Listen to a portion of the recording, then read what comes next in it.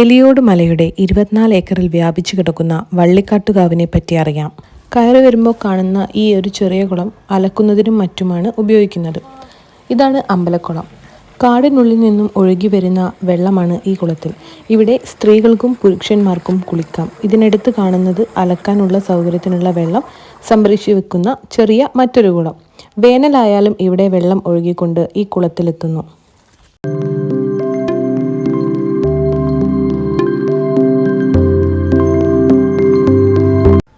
ക്ഷേത്രത്തിലേക്ക് പോകുന്ന വഴിയാണ് ഈ കാണുന്നത്. ജലദുർഗയാണ് ഇവിടെ പ്രതിഷ്ഠ.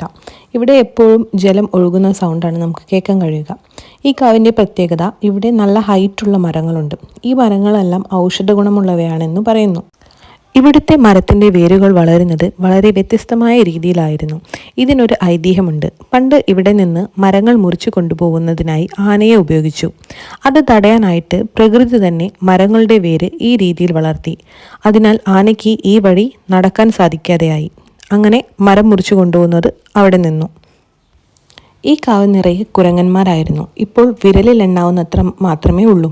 ഈ കാവിൽ വരുന്നവർ കുരങ്ങന്മാർക്ക് ഭക്ഷിക്കാനായി പഴവും മറ്റും കൊണ്ടുവന്നിരുന്ന പ്ലാസ്റ്റിക് കവർ അവിടെ തന്നെ നിക്ഷേപിച്ച് അത് കുരങ്ങന്മാർ കഴിച്ചിട്ടാണ് കുറേ എണ്ണം ചത്തുപോയത്.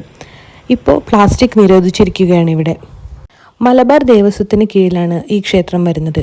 സ്വയംഭൂവായ ജലദുർഗയാണ് ഇവിടെ. ദുർഗയ്ക്ക് കാവലായി വാനരന്മാരും. പ്രതിഷ്ഠയ്ക്ക് ഒരു അമ്പലമോ മറ്റോ ഇല്ല.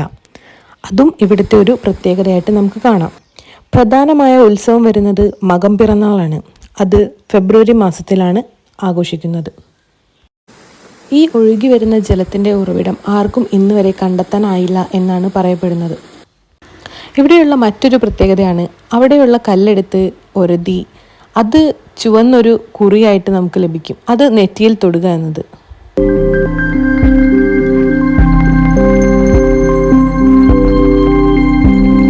ഒരു ടൈമിൽ ഇവിടെയുള്ള കുരങ്ങന്മാർക്ക് എല്ലാവർക്കും ഒരു വൈറസ് ബാധ വന്ന് മുഖമെല്ലാം വികൃതമായി കുറേ എണ്ണം അങ്ങനെയും ചത്തുപോയെന്ന് പറയുന്നുണ്ട്.